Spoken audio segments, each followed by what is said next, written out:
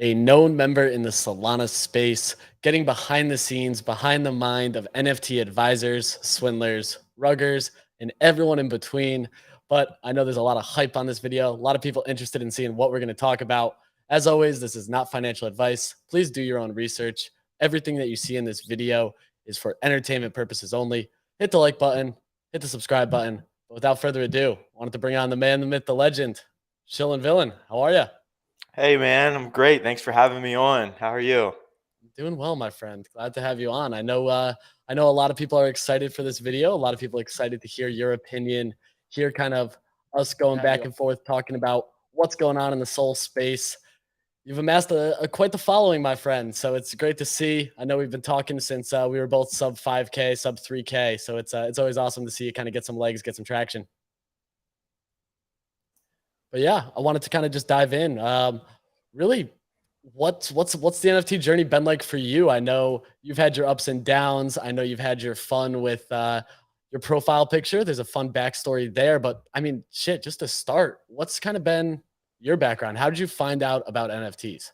I think the same way probably a lot of people did. You start with Top Shot, then you go to Ethereum, you realize Ethereum gas is a scam, and then you end up like Solana where you can trade and make money on.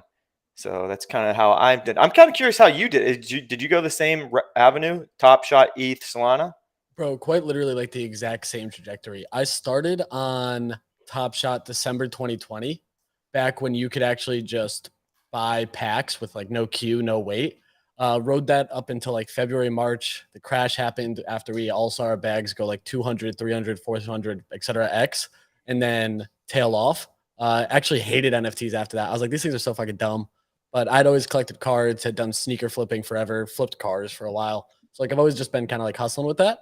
And then really what happened there was like ended up getting into ETH in August with Lazy Lions, minted a bunch of those. And like you just said, gas is trash. So after that, I just went to Soul. I actually think I'm so curious what my first Soul project is even sitting at right now. Look here. The good old anti-social robot club, a Wow. 0.02 floor. They minted at 0.7. I actually think I only minted one. This was pre-bots. So you could actually mint stuff with like multiple tabs if you remember those days. Yeah, no, I minted those. I flipped those for good profit actually. Dude, I think I'm still holding a few of them. So that's a ton of fun. But it was these, and then I hit on the Meerkats. So that was the one right after that first kind of royalty project. And I came from crypto in like 16, 17, lost everything in 18. So I mean, I even saw all the pumps of like ICOs and insane APYs and stuff for like returns. And this was a similar idea. Like they gave you back royalties and minters got back royalties. So it just seemed like a pyramid scheme in itself. And I ended up cutting these at like 30, 25, and 30 for the two that I minted. So it was a nice little entry into Soul hitting like a 20x. Yeah, I actually bought those at 40 and sold them at 15, so that wasn't one of my better Nice trade. flips. Nice trade. There you go. But I mean, shit, dude. On top of it, like you've had a wild, wild trajectory, especially starting the new year here. So I know you had some questions for me. I would definitely want to dive into those. But like, what was that path like, especially in like the blow off top of November? Like, what were you doing when it came to Solana and NFTs when it was like euphoria? Sol hit 260, ETH was 5K, projects were 10xing. What were you doing during that time? Dude, I was printing. Oh my god. And it was like to the point where I was like, "Oh, this is like dude, I was making some outlandish claims. I'm like, "Oh my god, like Solana is literally going to be at like 1,000 by the end of the year and then Ethereum will be like 10,000." And then I'm like, I got all this extra liquidity. Let me throw it into ohms and what's the other one? I lost so much Time, on one of them. home, Yes, spin, time. Oh time. my god, dude. I was like, you have like extra liquidity. Like, where do I put this? I'll just park this here. It's printing, and then it goes to zero. So I've lost so much, but I've also gained so much. So it's just more so. It's just like a fun hobby at this point. I don't think I even make money anymore. Dude, I was thinking that same thing. Like I'm doing a 10 soul challenge against someone that's like a good ETH trader.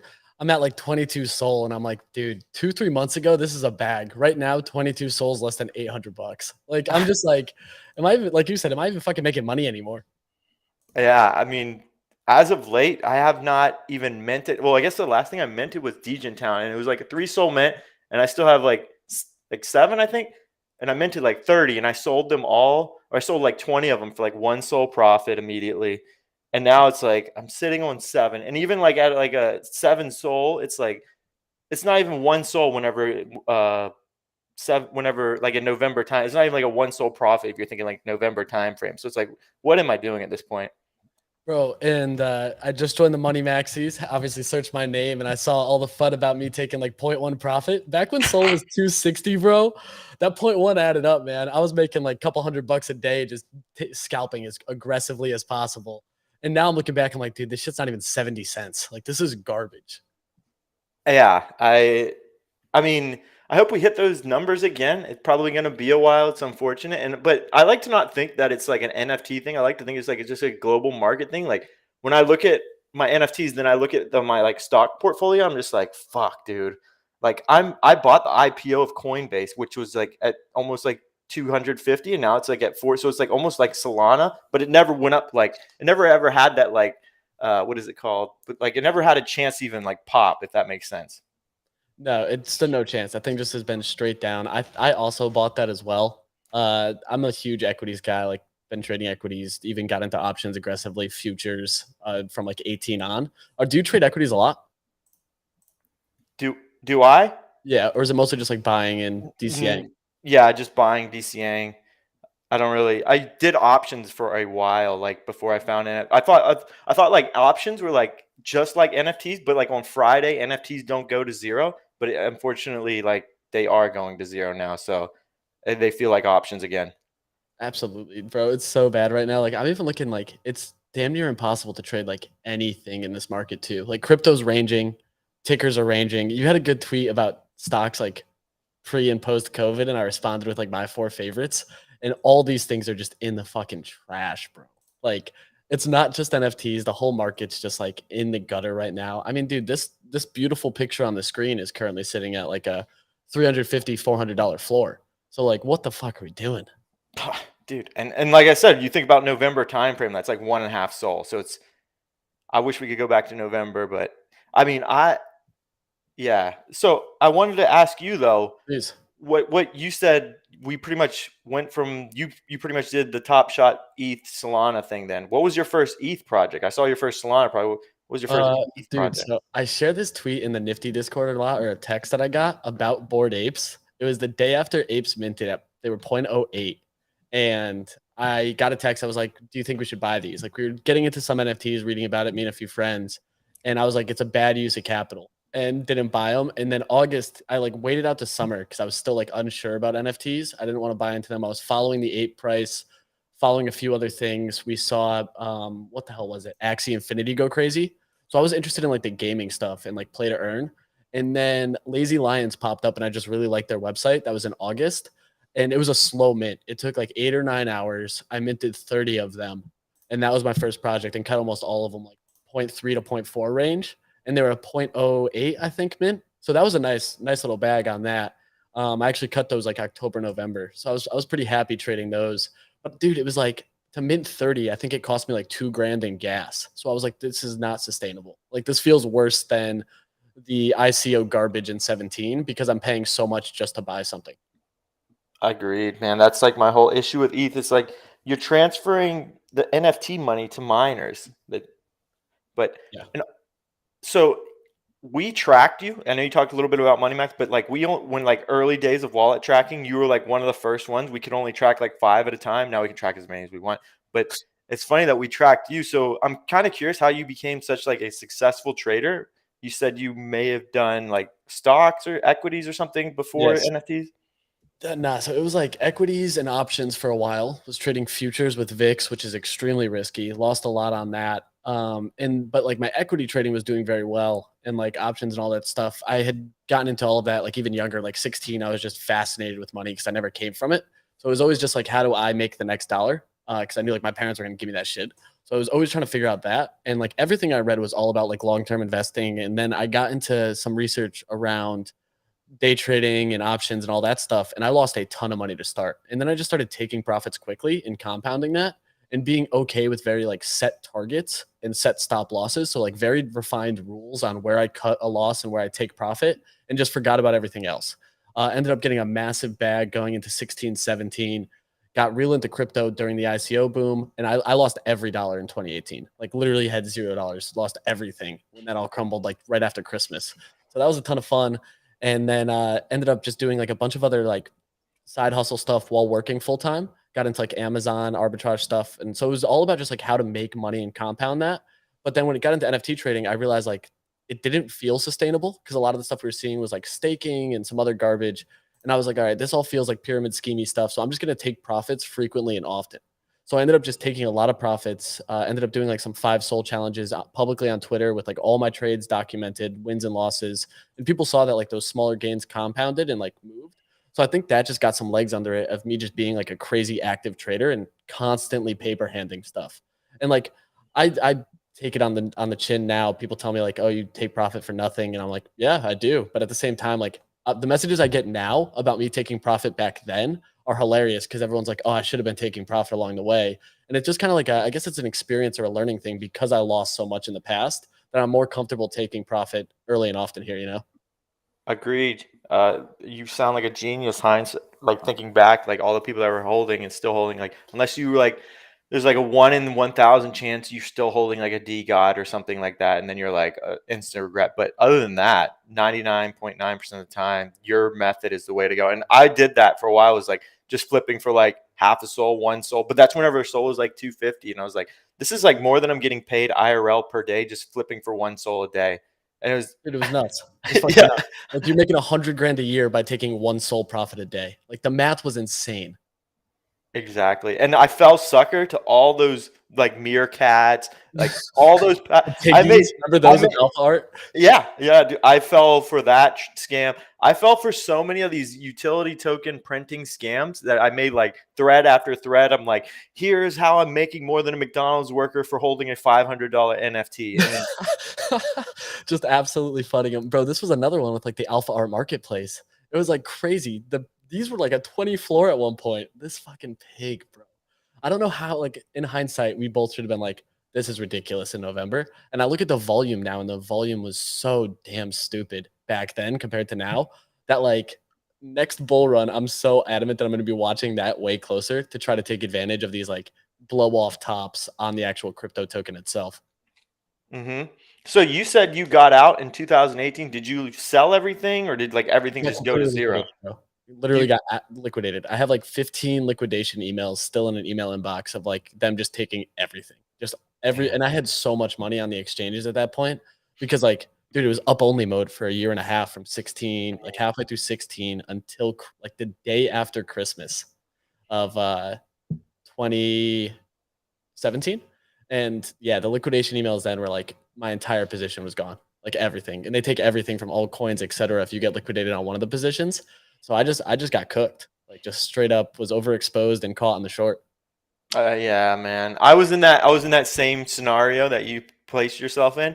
And it's funny because there was like days where I'd make like so much money. I was like, and I was working like some real shitty job, and I was just like checking like the computer, and I was like, holy shit. Like I just made my like salary right now. I'm about to walk out this bitch. Was there ever, I don't know if you were working at the time, but I was there ever, was.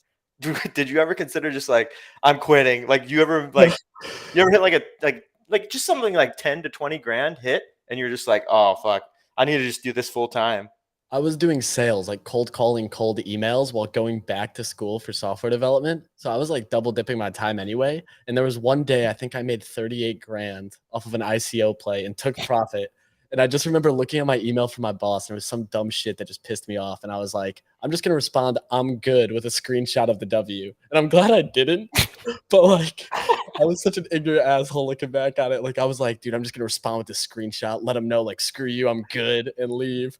Uh, obviously I didn't, thank God. But like, yeah, there was many times, bro. It was the same thing like in November. You're making so I saw so many people quit their jobs, bro. So many people quit their jobs to launch a project that was just gonna have staking and think that it was like financial freedom and generational wealth.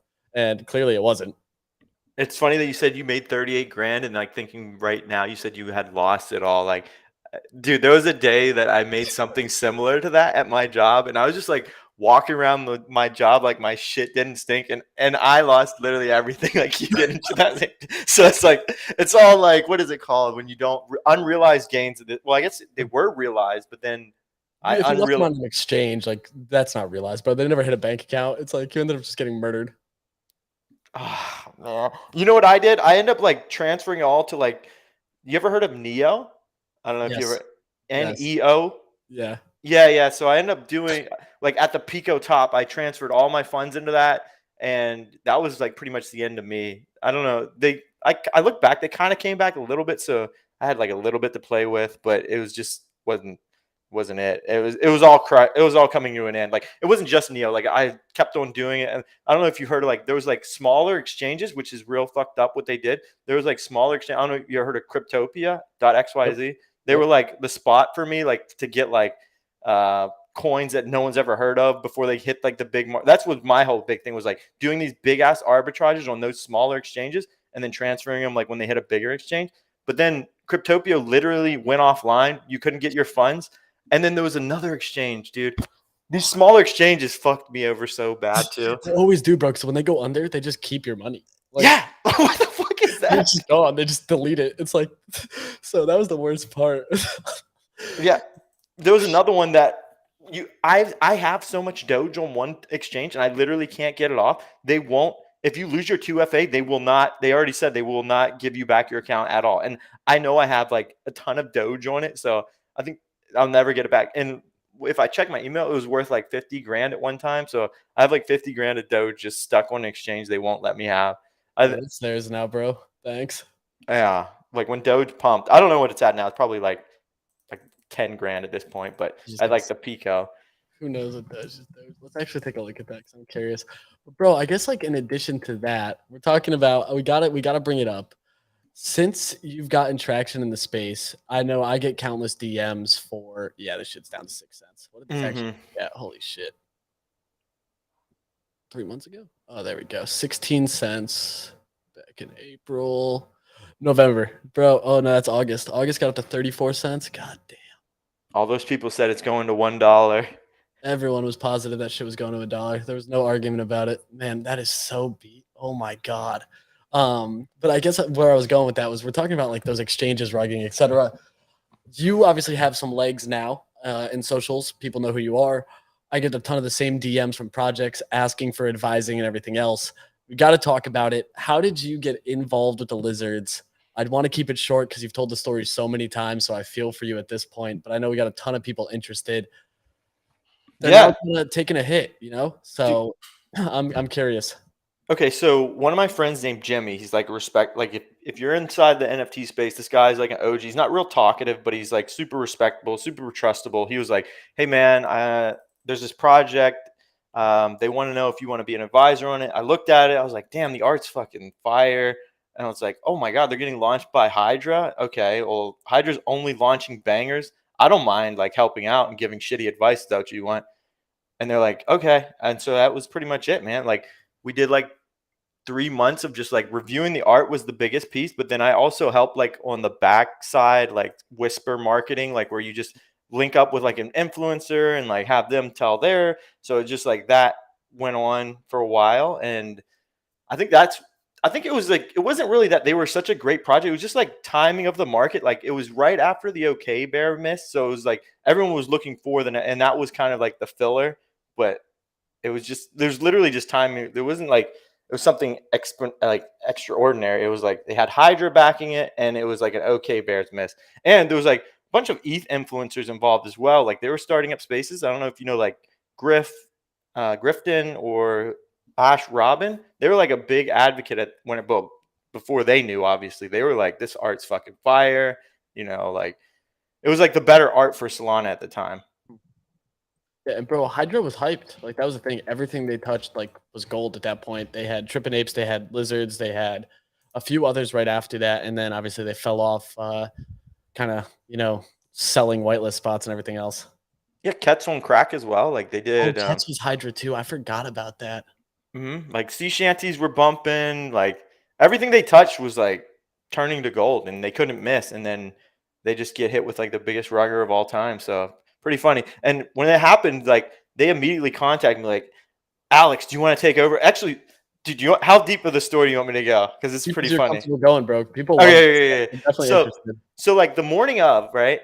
Um, Magic Eden contacts me like, hey, Alex, what's going on with the reptiles? Why do they want delisted? I was like, what the fuck do you mean they want delisted? Like, yeah, they contacted, they want delisted. I was like, I don't know, probably because the founders of Balloonsville or something. And this was like totally joking at the time, like, because I'm just So you had no clue. I have zero idea. I found out soon afterwards, but it's funny that I said it the way I said it because I feel like they probably knew. Like, I don't know the whole backstory, honestly. Like, I didn't know, but I'm like, and I was like, LOL, just kidding. And then I go on my way. I immediately contact the rugger dude, and I'm like, hey, bro, like, why the fuck is Magic Eden DMing me that we want delisted? And he's like, you didn't hear, bro? I'm like, I didn't hear what? And he sends me like the balloon emoji. I was like, what the fuck is this? He's like, fucking way. This is like at 9 a.m., dude. My heart sank. I was like, I like grasped for air. I was like, you gotta be fucking kidding. I immediately call him on Discord. He's like in the shower or something. He's like, yeah, bro, like, I'm not going to go out with a bang this time. Look, I'm going to give you everything. You're going to be like the next from Frank from D-Gods. I'm telling him, like, bro, I want nothing to do with this fucking project. My whole goal was, like, get back experience on how to, like, hype projects are kind of ran, and I could give shitty advice along the way. He's like, nah, bro, listen, I'm going to blow you up.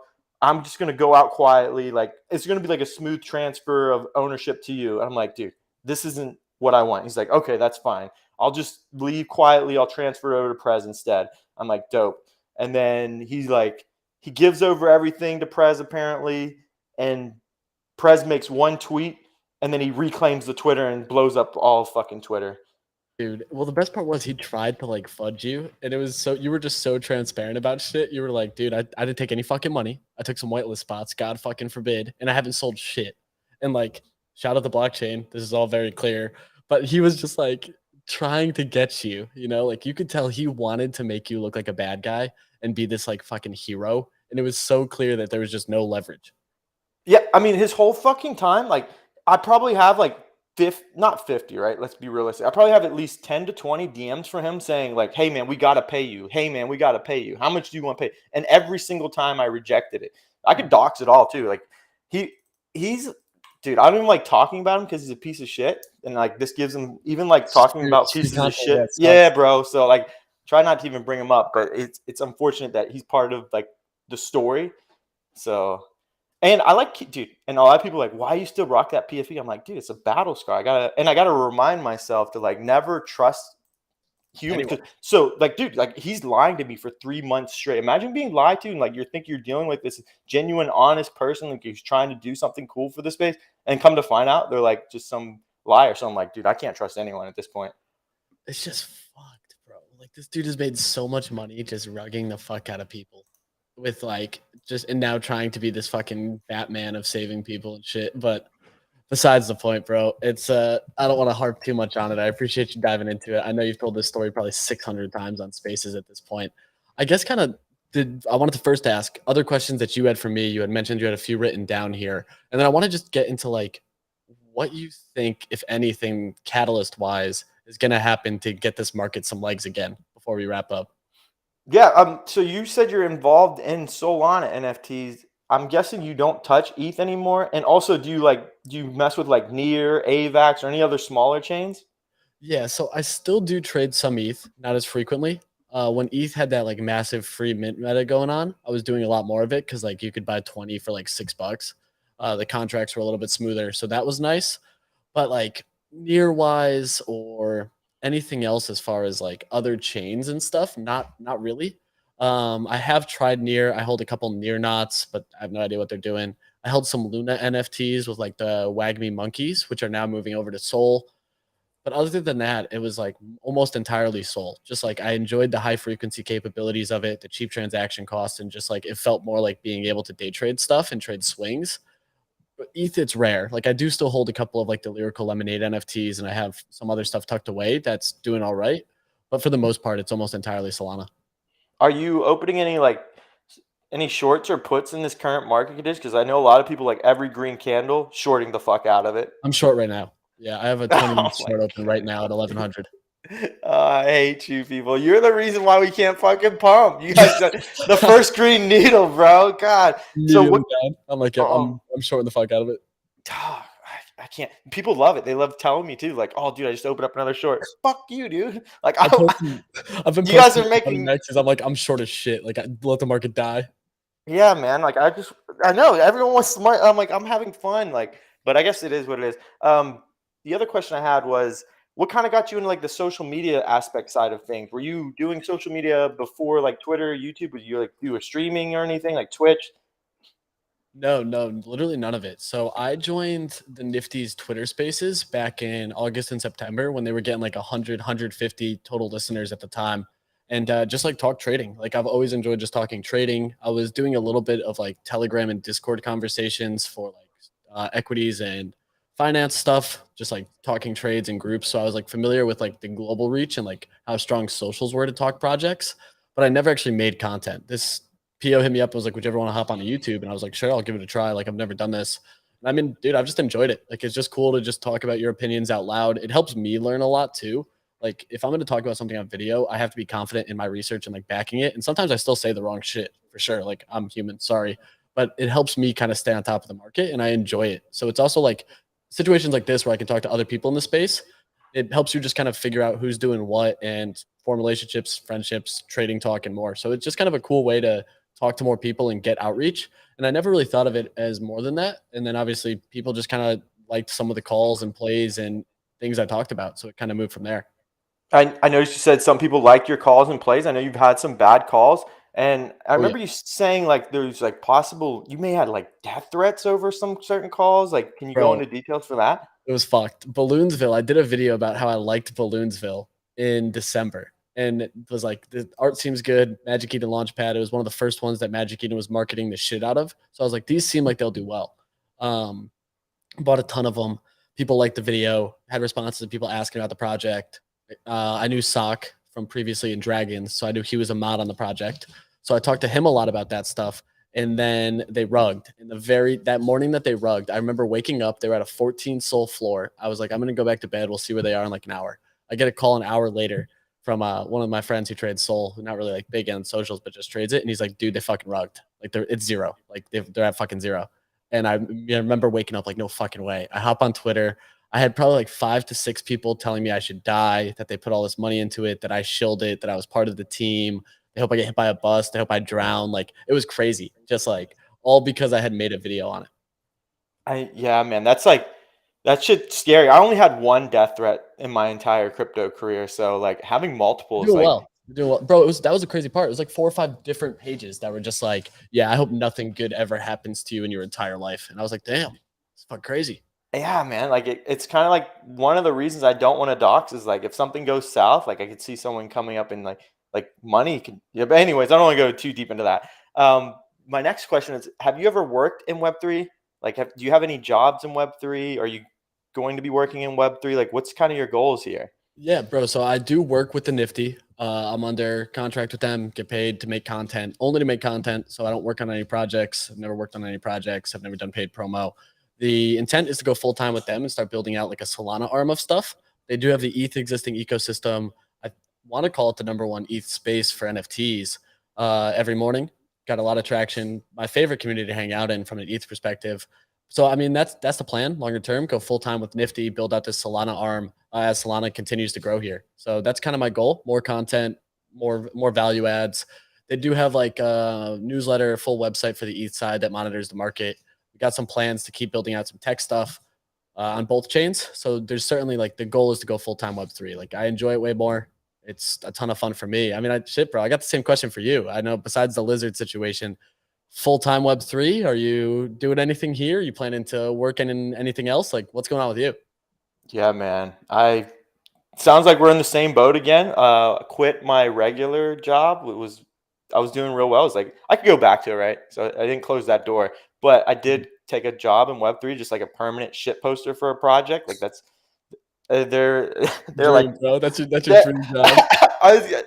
Dude, I know for a fact you're probably getting these opportunities thrown at you left, right, and center. Like, why are you not?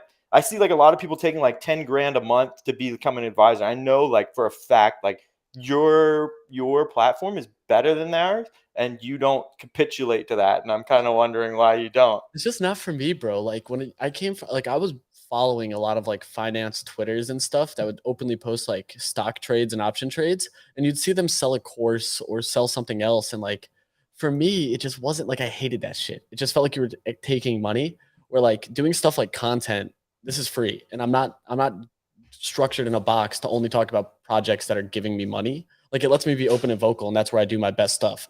So like, why not find an opportunity to just make entertainment and content for a growing space? And it was always like when I saw these pages doing so many giveaways and advising for 15 projects and the project ends up rugging, for me, it was always just like, that's a bad look. Like, that's not something I want to be a part of. That's not something that I want tied to me. So why would I advise for a project that like I don't fully believe in? And getting the opportunity with the Nifty somewhat early, like that was in November, I think, when they asked me to start doing YouTube. Didn't start getting paid till February, I believe. So I was doing content for free. It was just more fun. Like it felt more natural. It felt easier to do. And I was always worried, like I'm a trader. People know me as like a paper-handed trader. So if I got tied to an advising a project, I could never sell it. Like I've never sold a Nifty portal. I also don't hold a ton of them because like once again, I'm a trader. So advising and doing those like promos and all that other shit just felt kind of dirty to me because I knew I was going to sell the project regardless. So you've never taken any type of position prior to like even like you're involved in like outside of Nifty. I guess you said you have like a little involvement in Nifty, but it doesn't sound like too involved. But outside of that, have you ever done any type of advising or any type of pay? Like Nothing, there's bro. I have so many DMs asking for like all that. And most of the time, bro, like I'll take calls with projects for totally free just to see what they're working on. For me, it's just like I'd rather hear and have an unbiased opinion. And something about taking that just bothered me. It always has bothered me. And I think it's just personal. Like I always just worry because I don't know who these people are building the project. I know the Nifty team personally. I've hung out with them many times, met them countless times. It feels more like a job and being able to be open. I'm just, man, I don't know what it is. It just was never for me. And I know marketing is a huge thing. Like, bro, billboard advertisements massive. Commercials are massive. You get spokespersons for even FTX and other projects, massive. So like there's paid stuff for your face. And I understand like being hyper doxed myself, I get that opportunity offered literally daily. But it's almost like something about it. I just don't want it tied to me. I don't want my face attached to something that could go south without more of my direct hand or control in it, you know? yeah. So what's your kind of thoughts on influencers that do that? Are you fine with them doing that, or Yeah. does it? I mean, bro, it's a marketing thing. Like at the end of the day, it's marketing. You see it in every space. You're going to use public figures to get your name out, get words out, get messages out, projects, etc. Marketing's in every industry. It's a $1 trillion industry in Web 2. This is not surprising. It's just early. So right now it's using faces and social platforms because we all live on Twitter. It's a complete vertical. It's a complete business. And we're seeing that and people are running with it and more power to them. It's just not for me. You know what I mean? Like I've said it a few times. I got no issues with people getting the bag, promoting a million things, giving away every project and more. That's fine. Like get your money. It's just not for me. Yeah, I mean, that's the way I think of things is like it's fine, and but the thing is they're running out of people to use as a face, and that's kind of where we're at in the market, in my Yeah. opinion. They like you got Urcan, but as a face, but then you're thinking like these projects that I think you've interviewed, like you said, you do them one on one, but they don't have a face. Like, what about a So I project that you? interviewed G Khan, and that was crazy because then their dev left, and he didn't even join the call. So it was like mostly Hydra, and that was a little bit concerning for me. The project sounded good, especially because Hydra marketed the shit out of it. But like, I know I need to get better about vetting these projects before interviews myself. Like, it's gonna get better. But like to your point, I agree. I think a lot of this stuff's saturated. Like some of these big like pages that are promoting stuff aren't even selling stuff out or getting the same engagement they got 3 to 4 months ago. Right. And I know you host like a Solana, you host like a really good Solana daily talk show. Have you ever considered like bringing up projects that you really like and maybe giving them a little bit of free promotion, I guess you could say? Yeah, it's interesting because the I'm basing a lot of it off the success I've seen from the ETH side, and it's almost none of that because like you don't want any bias or conversations on that. It's almost better to get purely market and trade talks and perspectives from that area because it's outside of the project. The project will always provide a biased opinion to try to make themselves look better. I think AMAs standalone, like what you and me have done a few times, have really good success when it comes to just driving opinions and information, especially because like we're pretty hypercritical on these individuals and we don't kind of sugarcoat much.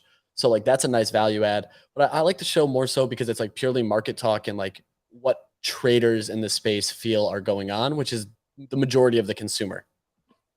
Okay. Okay. Let's say I'm like a project that have unlimited amount of funding, unlimited amount of dev. What will we have to do to get easy on board? I don't think there's a single thing that you could offer me to make me be like an advisor or promo a page or project ever. I know the ETH side does do like some sponsored spots, which like could happen down the line, I guess. But even that, like for a project, I'm almost more partial to tools. Like if Hello Moon hit me up and was like, "Hey, we have this tool. We just want more use of our website," and they're not selling anything, but they want the exposure. That feels a little bit better to me because they're not taking money out of the hands of people who'd be actively engaging in the Solana space and trading it, you know? So that's such a tough question because I really don't know. I haven't considered it fully what I guess like that would play into. Yeah. So what got you on board with Nifty? It wasn't anything to do with like getting paid. It wasn't anything about what kind of brought Easy onto the It Nifty. was just fucking fun. Like Just I'd wake up fun. every morning, start talking about the market. I love trading and trading pictures is just fun. And like they were so cool about like talking about losses, which was a ton of fun. Like, dude, I fucking love talking about my losses as much as my wins. Like, dude, I gave them like deep sea jellyfish or some garbage that went to zero the same day. And there was like 30 of us who bought that shit. It was hilarious. Crack Possums, a Solana project I talked about on the show, was so funny. And it went to zero. I was like, this is either going to bang or go straight to zero. And it went straight to zero. And like some of those moments are like the best moments. And that's also where like a platform where you're not sponsored by a project or trying to only focus on a project can thrive. Because bro, like we're all humans. No one hits 100%. No one bats perfect. No one shoots perfect. You know, you have losses, and this was fun that we could talk about losses and laugh about it. And there was enough good alpha that you'd end up making significantly more than you lost, as long as like you pick the spots. Yeah, man. I feel like calls should have like a 48-hour lifespan on anything you say. Um, Yep, like because this is the way NFTs are, like they're so fast. even if you made those two calls, I don't know if they went up within the first 48 hours. I think Crack Possum only went down, so that was a terrible call. But what would you say was your most significant short-term call? Like what do you think you said and it mooned really hard 24 hours later? This it was an ETH project. I called out cartons at point 0.7 post reveal, and they went up to 5 ETH. I think like 72 hours later. So that was a good one. Wow. That was like pure cash size. That was like a 15 grand swing off of sub $1,500. So it was a nice 10x on size. Trying to think like soul side. I mean, it's tough because like I've called out a lot of mints mainly. Oh, dude, tungsten cubes. That was the play. Ooh. Tungsten cubes. So I called out tungsten cubes back in November. Captain Kicks and ETH Trader hit. This was when you could do multi-tab. There was no bots. I minted two, sold one for 40 and one for 69. And that was back when Sol was 260. And they were Yeah. at two Sol mint. Yeah, we actually botted that. Well, I was like one of the first botters. Well, it's funny. I was part of the first botting group on Solana, and we botted that one, and we made. Well, they made bank. Like you said, I took like the one Insta Sol. I minted like 10 and took like one Sol profit on all of them, except for like one or two. And then I was like, I watched them go to like I think they went like over 100 Sol when It went Sol to was like, 120, bro. and At I think peak. I think Sol was at its peak. So you're thinking like 30 grand for one of these cubes. Now what are they worth?